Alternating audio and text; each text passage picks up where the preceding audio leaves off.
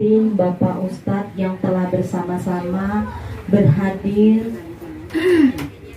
ke tempat kediaman Pulau Tiga ini, yang saya hormatin ibu-ibu taklim takjiah Dusun Simpang 3 yang hadir pada hari ini.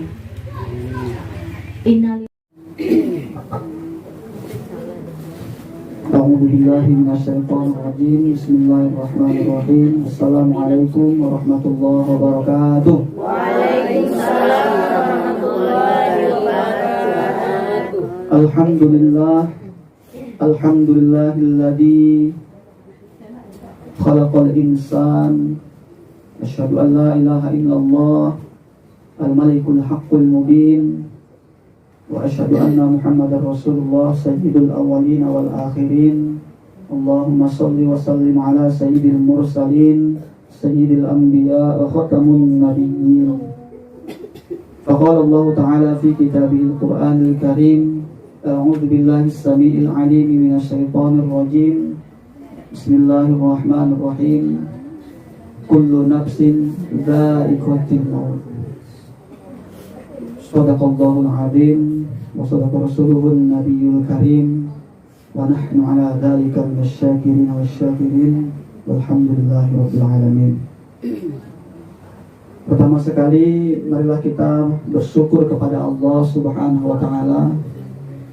Alhamdulillah hari ini kita masih diberikan nikmat dan karunia yang tiada henti-hentinya, yang kalau kita hitung itu nikmat mungkin kita tak akan pernah bisa untuk menghitungnya.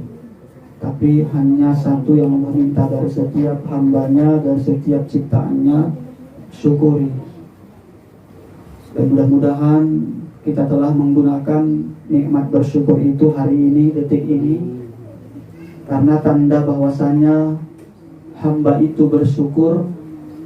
Ini terletak dalam kitab akhlak yang dipelajari di kelas 1 di Pondok Pesantren Mustaqawiyah Purbabaru, Kecamatan Lembasori, Merapi, Kabupaten Madinah, Mandirin, Natal.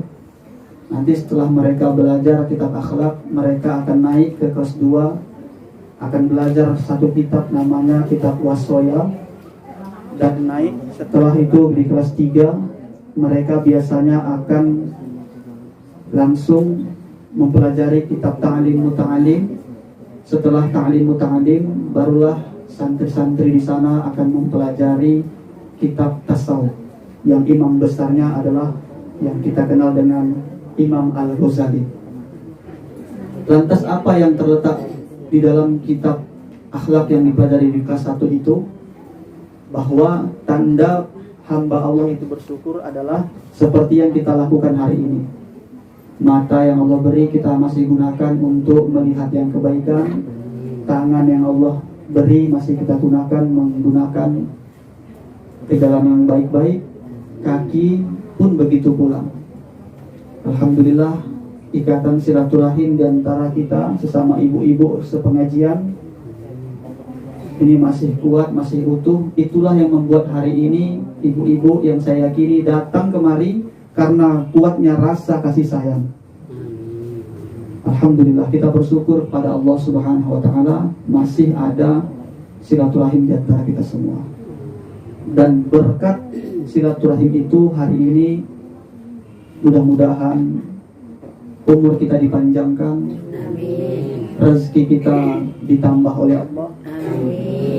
Tentunya karena kita sudah bersyukur, janji Allah akan ditambah nikmat, akan ditambah rezeki.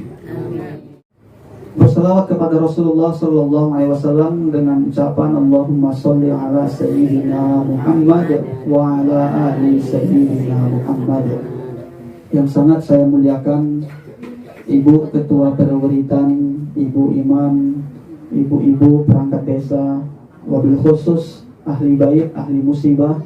Dan doakan mudah-mudahan ahli musibah dapat sabar dan tabah.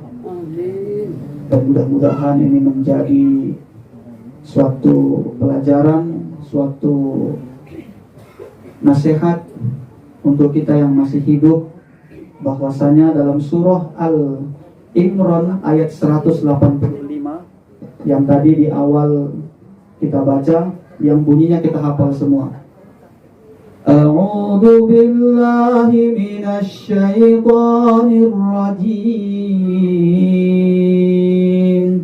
Bismillahirrahmanirrahim. Kullu nafsin dha'iqatul maut. Kullu setiap, dha'iqah, kullu nafsin setiap napas. Asal katanya nafsin, nafsun, nafsu. Setiap yang memiliki jiwa, setiap yang memiliki nyawa.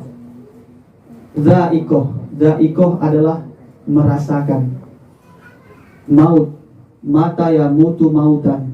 Maut tentu adalah kematian. Jadi setiap yang bernyawa, yang hidup, pasti akan merasakan yang namanya kematian. Dan hal ini dikisahkan dalam kitab Durratun Nasihin. Izin Bu untuk sedikit kita flashback ke dalam kitab itu. Ada sebuah kisah yang menarik. Ini tentang malaikatul maut, tentang malaikat Israel pencabut nyawa. Cocok juga kita bikin jadi lagu untuk sore ini, ya kan? Mumpung nggak di masjid. Kalau di masjid kan kurang sopan kita nyanyi, ya kan? Bila Israel, nah, ini suara saya kurang bagus pula, tapi udahlah. Intinya kita ambil. Datang memanggil. Jadi malaikat yang memanggil kita, malaikat yang mencabut nyawa manusia, itu namanya malaikat Israel ternyata. Malaikat Israel pun nggak tahu kapan terjadinya mencabut seseorang.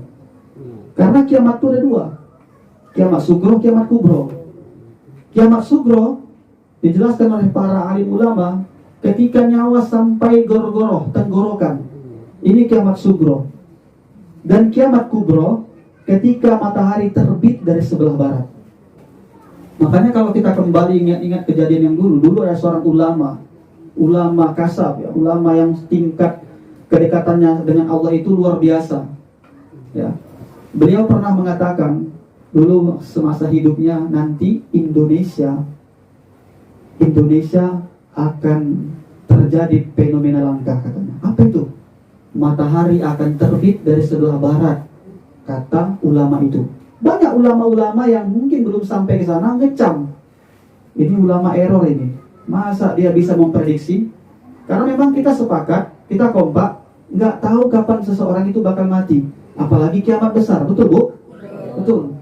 Karena ketika dalam hadis Arba'in dikisahkan, malaikat Jibril bertanya kepada Rasulullah, mata ya musta'ah, kapan terjadinya hari kiamat? Rasulullah jawab, bukankah yang bertanya lebih tahu daripada yang tanya? Kan gitu Bu. Artinya memang kita sama sekali nggak tahu kapan terjadinya itu kiamat. Baik itu kiamat sugro maupun kiamat kubro untuk diri kita. Jadi kok segitu gampangnya ulama tadi ngomong tanda besar kiamat, matahari akan terbit dari sebelah barat di Indonesia. Ternyata setelah tahun 2000, setelah tahun 2000-an, dan ulama-ulama banyak baru sadar, baru menyadari bahwa itu adalah kalimat majas, itu adalah kalimat kiasan yang perlu lagi untuk ditelaah, tak bisa diterima mentah-mentah. Makanya ayat-ayat Allah dalam Al-Quran itu tidak bisa kita mengerti, tidak bisa kita pahami kalau hanya mengandalkan terjemahan dan melihat dari sisi arti. Mesti perlu mengkaji, mesti perlu mendalami. Itu makanya ada pelajaran ilmu nahu, ilmu sorof, ilmu bayan, ilmu mantik, balaghah, arud yang dipelajari di pondok-pondok pesantren yang masih sifatnya tradisional. Nah, ternyata apa maksud ulama itu? Matahari terbit dari sebelah barat. Ternyata kondisi masyarakat di Indonesia, dan itu terbukti. Dulu sebelum tahun 2000 masih menjaga adat istiadat yang luar biasa, betul Bu?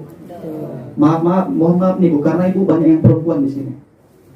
Artinya Ibu berperan penting. Madrasatul Ula, Ibu sekolah anak yang pertama. Bukan kami yang ngajar di pondok pesantren, bukan kami yang ngajar di SD, bukan kami yang ngajar di SMP, bukan itu guru. Walaupun itu guru, tapi guru yang paling mendasar itu Ibu semua. Karena Ibu yang menjadi guru yang pertama sekali, yang dia contoh. Makanya penting pendidikan ini saya sampaikan. Apa yang terjadi sebelum tahun 2000? Banyak kaum wanita yang malu untuk membuka jilbab. Betul, Bu? Sebelum tahun 2000 orang-orang perempuan malu buka jilbab. Tapi setelah tahun 2000 pada malu pakai jilbab. Pertanyaannya, apakah kita sukarela masuk neraka atau terpaksa masuk surga? Tentu jawabannya terpaksa masuk surga. Dipaksa-paksa dulu anak kita itu pakai jilbab. Ya kan, Bu? Tapi alhamdulillah karena ini di Aceh. Mohon maaf, Bu, kalau yang ada tersinggung, ada yang marah. Mohon maaf, Bu. Maaf sekali, Bu, ya, tidak bermaksud untuk menyinggung. Kami ini, Bu, kayak menggali sumur, Bu. Menggali sumur, kami cangkol-cangkol itu sumur, cangkol-cangkol terus, waktu pas mencangkol kena cacing. Nggak ada niat kami untuk, bayangkan, Bu, kalau orang gali sumur niatnya nyakiti cacing, jadi nggak itu sumurnya? Nggak jadi. Tapi saat kita lagi nyari niat bersih, niatnya untuk cari air bersih, saat menggali kena cacing, kepotong, sakit dia rasa. Tapi kan tujuannya bukan itu. Inilah yang kami lakukan juga sebagai dai. Mohon maaf sekali lagi, Bu. Nah, perkataan ulama itu ternyata benar. Artinya apa? Indonesia setelah tahun 2000 sampai hari tahun 2023, mungkin Ibu sendiri pun merasakan itu. Anak-anak kita rambutnya yang hitam bagus dicat, ikut budaya barat-baratan, betul, Bu? Mohon maaf, Bu, mohon maaf. Tidak bermaksud, Bu. Saya kan nggak nampak, Bu, karena kan Ibu pakai jilbab. Saya curiga nih, jangan-jangan yang ketawa nih karena merasa nih, mohon maaf. Nah, banyak lagi contoh-contohnya, Bu. Tapi yang jelas dalam surah Al-Baqarah ayat 120, Allah katakan dengan sangat jelas. Ayat ini dari dulu sampai sekarang nggak pernah hilang. Artinya, dari dulu sampai sekarang itu tetap ada. Dan hari ini masih bisa kita baca. Apa bunyinya Al-Baqarah ayat 120 itu? Walan tardo angkal yahudu walan nasoro hatta tattabi'a millatahum. Tidak akan pernah senang kaum Yahudi dan kaum Nasrani melihat umat Islam sebelum umat Islam mengikuti agama mereka. Ini makanya hari ini saudara-saudara kita di Palestina, ini kok bicara Palestina mikrofonnya mulai kacau kali ya. Makanya saudara-saudara kita di Palestina dibantai terus oleh orang-orang kafir Yahudi. Mengapa mereka nggak mau membantai Indonesia? Mereka sedang membantai kita. Tapi bukan dengan cara yang dilakukan mereka kepada Palestina. Ibu mohon maaf, satu keluarga ini kalau ibu merasakan bersedih, lebih sedih lagi keluarga yang di sana, Bu. Kita wajar sedih. Saya pun pernah kehilangan seseorang yang kita sayang, Bu. Kita bisa merasakan sabar itu pahit, sabar itu sulit. Itu kalau cuma ngomong doang susah. Tapi kalau udah merasakan kita baru paham tuh. Tapi hari ini saya pun merasakan kerinduan yang luar biasa untuk orang yang udah nggak ada. Kalau lagi tengah malam itu teringat sama orang yang udah nggak ada ini, nangis saya, Bu. Seolah-olah itu pukulan terberat buat saya. Seandainya kami kaum laki-laki ini dipukul oleh satu kampung berdarah, mohon maaf, Bu, berdarah, bodak-bodak di muka, pantang bayi kami laki-laki setetes pun jatuh air mata itu. Tapi begitu kehilangan seseorang yang sangat kami cintai, yang sangat kami sayangi, nggak berhenti netes air mata itu, Bu. Mohon maaf, Ibu, kita bayangkan saudara kita di Palestina sana.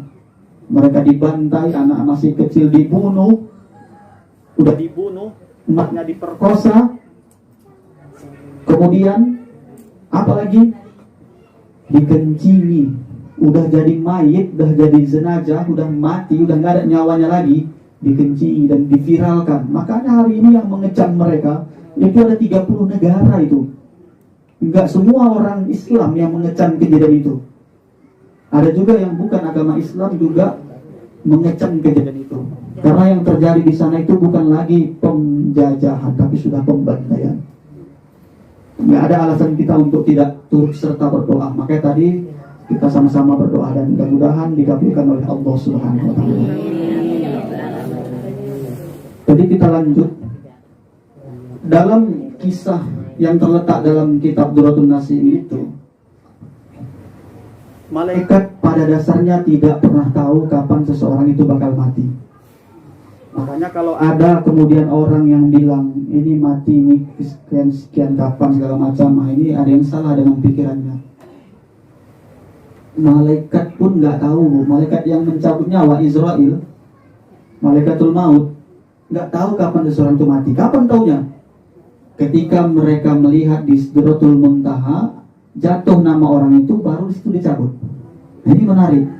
Ternyata dalam kitab itu dikisahkan ada pohon yang sangat besar di Sidratul Muntaha. Itu besarnya pohon, kalau mau dikelilingi itu batangnya membutuhkan waktu perjalanan 500 tahun. Di akhirat, bandingannya dengan dunia, satu hari di akhirat 1000 tahun di dunia. Satu hari di surga, kalau misalnya masuk surga, kalau ya kan, kalau misalnya di neraka sama, kalau di neraka pun satu hari di neraka atau di surga bandingannya 1000 tahun di bumi ini. Dan hitungan 500 tahun itu di akhirat. Berarti kan pohon ini sangat besar, yang setiap daunnya itu terletak nama manusia. Ketika daun itu sudah mulai menguning, nah itulah tanda orang itu di dunia sudah mulai keriput, sudah mulai lanjut usia, sudah mulai makannya makan bubur, sudah mulai kulitnya kendur, kabur, sudah mulai ubannya bertabur, nggak lama lagi baru dikubur. Betul itu, Bu? Tetapi yang menjadi kendala, kita tahu pohon, bayangkan pohon di luar rumah kita ini, nggak harus yang tua, nggak harus yang kuning, menguning yang jatuh. Kadang masih terlalu hijau, kadang masih terlalu pentil, Bu, bisa jatuh. Betul, Bu? Itu makanya hari ini ada yang lagi hamil, belum pun lahir sudah keguguran, ada yang baru melahirkan meninggal, ada. Makanya kalau kita kaji-kaji, ternyata dalam surah Al-Imran ayat 185 ini nanti ada informasi menarik buat kita. Kullun nafsin dha'iqatul maut. Tapi sebelum masuk ke sana saya dikasih waktu berapa menit. Jadi ada informasi yang menarik ternyata. Bu, halo Bu. Halo Bu. Masih semangat Bu kan? Alhamdulillah. Jadi ini kan Bu ada apa namanya? Air putih yang dicampur dengan teh, dicampur dengan gula. Boleh saya minum? Boleh. Bismillahirrahmanirrahim. Jadi belum ditawari ya. Hiasan juga. Belum ditawarin. Ibu, mohon maaf Bu ya kalau Ibu belum bisa minum. Saya cuma mau menunjukkan inilah enaknya jadi ustaz. Ini mikrofonnya pun nggak senang dengan saya nampaknya. Halo. Jangan-jangan mikrofonnya pun nggak senang dengan saya ini. Nah, kontak-kontak Bu ya. Mati-mati ya kan. Yang penting jangan kita yang mati-mati Bu. Apa informasi menarik yang dapat kita petik? Ternyata ayat ini memberikan satu pengajaran berharga buat kita. Dha'iqah, kullu nafsin dha'iqah. Dha'iqah adalah maknanya merasakan. Setiap orang bisa merasakan sesuatu, tetapi tidak setiap yang bisa merasakan sesuatu itu punya nilai rasa yang sama. Paham Ibu maksudnya? Saya ulang sekali lagi. Setiap orang bisa merasakan sesuatu. Rasa sedih, rasa bahagia, rasa senang, rasa duka, semua. Tetapi tidak yang bisa merasakan sesuatu itu punya rasa yang sama. Begitu juga saat merasakan kematian. Ada yang merasakan kematian begitu menyakitkan, begitu pedih, 4 bulan, 6 bulan koma di rumah sakit, atau mungkin kena penyakit ganas, tumor, kanker, dan segala macam. Ada. Tetapi ada juga yang merasakan kematian begitu nikmat. Ibaratkan malam tidur, besok dah nggak ada dia. Makanya kita dianjurkan setiap malam sebelum tidur baca doa. Karena naum, tidur itu adalah ikhwahu, saudaranya kematian. Belum tentu saat kita tidur besok bisa bangun. Kalaupun kita bisa bangun, itu dibangunkan oleh atas izin Allah Subhanahu wa taala. Itu makanya kita dianjurkan berdoa, Allahumma inna nas'aluka salamatan fid din. Nanti sampai pada ayat berikutnya, Allahumma hawwin. Kalau untuk rame-rame alaina, kalau untuk sendiri Allahumma hawwin alayya fi sakaratil maut wa najata minan nar. Agar ringan kita menghadapi sakaratul maut. Daikoh merasakan. Ada yang rasa-rasanya kematian datang tak terduga, kematian tak terkira-kira, tiba-tiba udah mati aja. Tetapi dalam Al-Quran penjelasannya itu, ada juga yang merasakan mati 1 bulan, 1 minggu, atau mungkin beberapa waktu sebelum kematian itu menjemput, dia seolah-olah sudah tahu kapan dia bakal mati. Ini menarik ini. Ada nggak yang kayak gitu, Bu? Banyak. Banyak yang kayak gitu, Bu. Ya kan? 1 bulan dia sebelum meninggal itu dia masih sempat datangi sanak famili, masih sempat datangi keluarga, masih sempat berminta maaf, seolah-olah dia ngasih kode, ngasih sandi, ya kan? Masih sempat memperbaiki ke arah yang lebih baik, masih sempat taubat yang mungkin biasanya dia nggak pernah ngajak keluarganya jalan-jalan, diajaknya jalan-jalan, diajaknya makan, diajak silaturahim, minta maaf. Dan ternyata orang yang bisa merasakan kematiannya itu duluan, ini adalah orang-orang yang dipilih langsung oleh Allah. Dan mudah-mudahan kita semua termasuk di dalamnya. Amin ya Rabbal Alamin.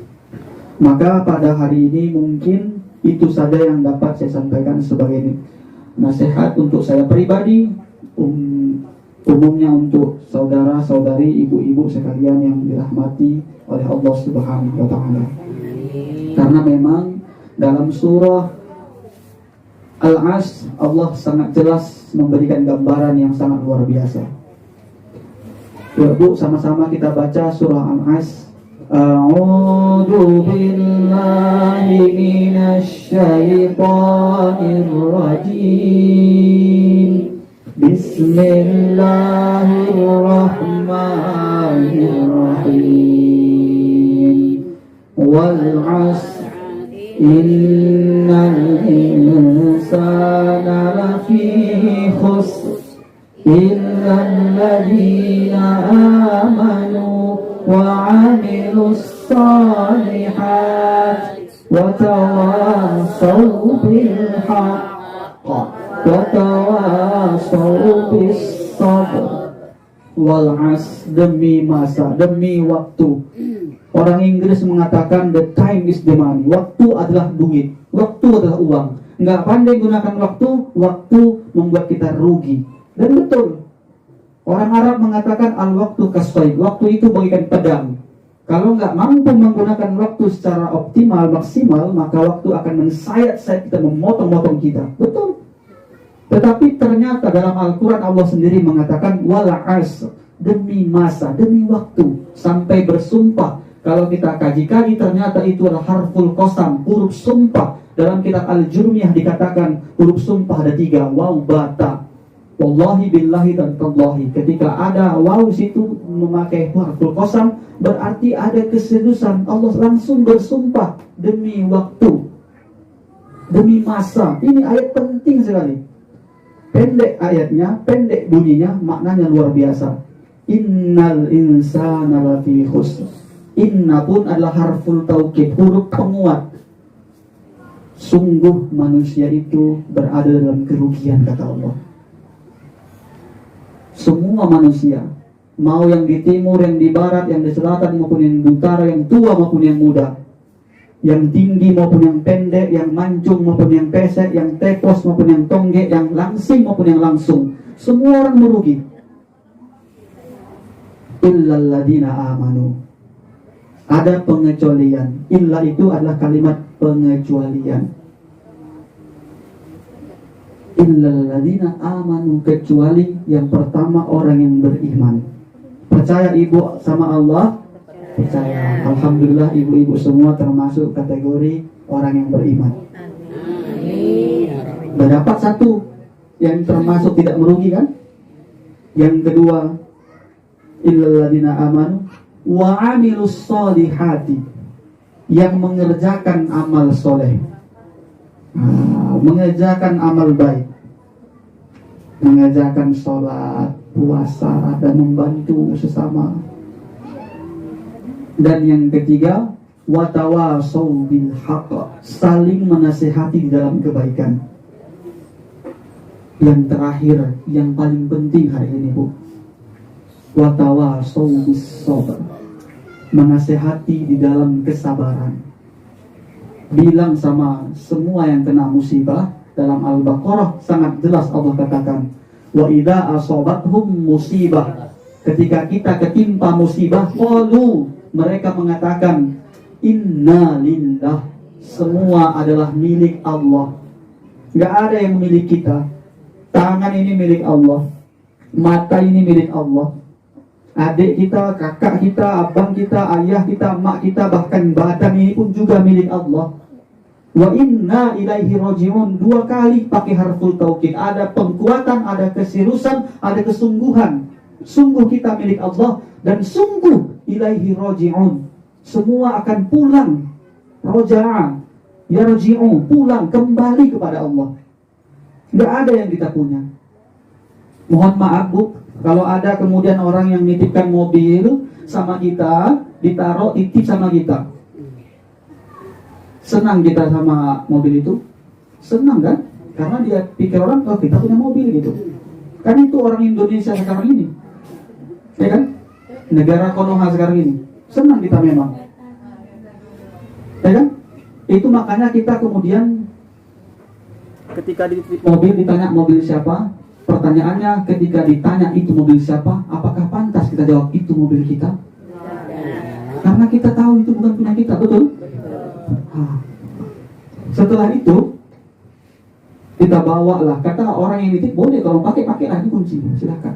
Yang penting dirawat, kata kita pakai kemana-mana. Habis itu ada orang, sekarang punya mobil ya kan? Dengan gaya keluar pintu, buka pintu kaca mobil, buka asal, hei, nunjukkan apa? Tangannya ada gelang, ada emas, hei, gitu. Itu di luar sana, nggak di sini. Tapi, iya Bu.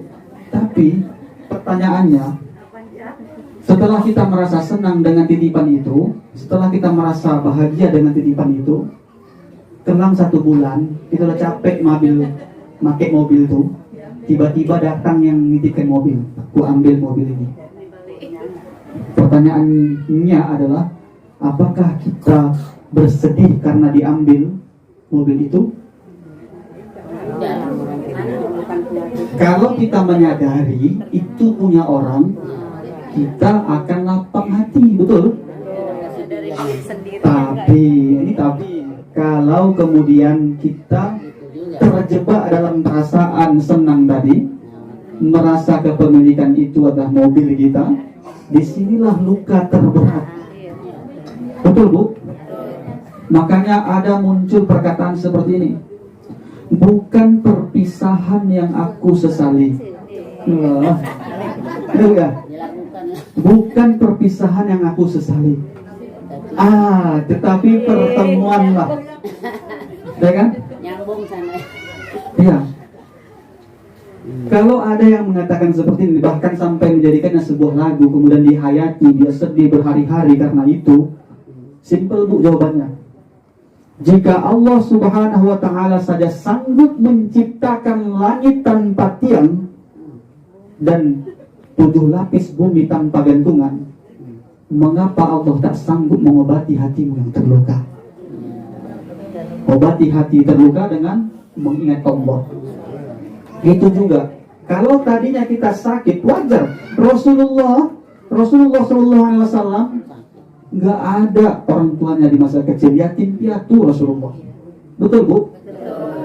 Anaknya banyak yang meninggal di waktu kecil, ya kan, Bu? Pertanyaannya, apakah Rasulullah menangis? Rasulullah nangis, ya? Rasulullah nangis. Istrinya Khadijah yang cintainya, yang banyak membantu perjuangan, pengorbanannya luar biasa, meninggal. Rasulullah pun nangis, Bu. Itu kalau laki-laki yang sayang, betul-betul sayang sama istrinya meninggal, laki-lakinya nangis, Bu. Cuma nggak dinampakkannya depan orang. Itu saya paham betul karena saya laki-laki. Nangis itu, Bu. Tapi kalau yang laki-lakinya itu mungkin dia udah tersiksa di rumah karena sibuk dengan PDA, kan nggak ada lagi sayangnya itu kan. Mungkin dia nggak nangis, kalau nangis dinampakkannya itu gila, matanya itu habis kubur, nengoknya gini. Ada itu ada. Mudah-mudahan bukan suami ibu ya kan. Nah, siapa lah yang bisa menggantikan istriku? Kan gitu kan? Ya Bu. Tapi Bu, kalau kemudian kita menyadari bahwa semua itu adalah titipan, semua itu adalah milik Allah, disinilah menjadi pengobat hati. Saya waktu kehilangan orang yang paling saya sayangi itu, Bu, saya nangis, Bu. Siapa tuh bapak, oh, ibu? Ibu kepo ya. Dari tadi yang sayang tapi siapa? Ada. Jawab apa istri? Ada, Bu. Pokoknya ada lah. Ini, Bu, masalahnya saya lagi ngonten ini saya rekam di YouTube. Ya. Nanti subscriber saya pada tahu kan bahaya. Iya, tahu ini. Subscriber tahu bahaya, nanti kan kita nggak ada lagi privasi untuk tapi saat itu, Bu, siapa yang dapat mengobati saya? Yang mengobati saya ternyata orang terdekat dengan saya, Bu. Orang yang kemudian datang sama saya menasihati, sabar katanya. Mungkin hari ini, Bu, yang dibutuhkan oleh ahli musibah, yang dibutuhkan yang lagi kena musibah, itu, Bu, sering dikasih masukan, sering dikasih pandangan, sering ditemani biar nggak sendiri, ya kan? Siapa yang menasihati saya waktu itu? Orang terdekat saya, dengan mengatakan sabar, dan kemudian dia katakan kepada saya, udah takdirnya, udah jalannya di situ, udah perjanjiannya di situ. Tapi saya tetap nangis. Boleh kita nangis, boleh, karena Allah ciptakan dia untuk kita, kemudian ada rasa sayang yang Allah berikan, dan kemudian kembali sama kita bagaimana mengendalikan rasa sedih itu. Yang nggak boleh itu kalau sampai merata, mukul-mukul badan, saking kehilangan, dia udah pikir. Kemudian aku juga menyusul lah, bunuh diri. Syukur kalau bunuh diri langsung mati. Ini minum baygon masuk rumah sakit dulu, lompat dari titik gerodek masuk ke sungai, dimakan buaya kakinya sebelah, masih hidup, menderita pula. Kan gitu, ini kacau nih. Udah perjanjiannya di situ. Nah, inilah makanya sering sekali ayat ini disampaikan, ternyata ayat ini punya makna yang luar biasa. Yang pertama, kullu nafsin dha'iqatul maut, setiap yang bernyawa pasti merasakan kematian. Yang kedua, idza asabatum musibah, kalau kita ketimpa musibah, qalu inna lillahi wa inna ilaihi raji'un, kembalikan semua pada Allah. Semua yang ada sama kita hari ini, semua yang kita punya hari ini, semua akan pergi meninggalkan kita pada masanya, pada waktunya. Hanya tinggal menunggu waktu. Jangankan orang lain, jangankan di samping kita, saudara kita, keluarga kita. Ibu kalau berdiri tengah malam, kena cahaya rembulan, atau siang hari yang hari ini lagi rasakan, punya bayangan, ketika kita pergi meninggalkan bayangan itu, pergi dari tempat matahari itu masuk ke rumah, bayangan kita sendiri pun bakal pergi meninggalkan kita. Betul, Bu? Bayangan kita sendiri pun akan pergi, apalagi orang lain. Jadi apalagi, kita tinggal nunggu waktu. Dan yang terakhir adalah, siapapun yang ketimpa musibah, jadilah salah satu orang yang beruntung yang dikatakan Allah, watawasau bis sabr. Yang poin yang keempat, saling menasihati dalam kesabaran. Ustaz ini ngomong aja, memang kayak gitu lah, Bu. Saya di sini undang kan karena untuk ngomongnya, ya kan? Betul nggak? Memang betul, Bu. Iya. Kalau orang kemudian ketimpa musibah, memang, Bu, gampang nih ngomong sabar ya, sabar. Tapi begitu kena musibah sama orang yang ngomong itu, baru terasa dia. Makanya muncul lagu, kalau sudah tiada baru terasa. Ya kan? Kalau udah dirasakan baru terasa. Dan saya sampaikan itu di awal. Biar apa? Biar ibu nggak mikir saya cuma ngomong aja. Saya pun juga merasakan itu, Bu. Baiklah, saya akhiri sampai di sini dan rekaman sudah 37 menit. Sampai di sini, ibu sudah subscribe belum kemarin? Belum. Itunya channelnya Nama channelnya Bu Abdul Wahab YT Channel. Abdul Wahab YT Channel. Iya Bu, nama saya Abdul Wahab. Ayahnya, Iya, Masya Allah. ayah saya Abdul Wahab. Abdul Wahab juga. Abdul saya Abdul Somad, Ustaz juga. Masya Allah.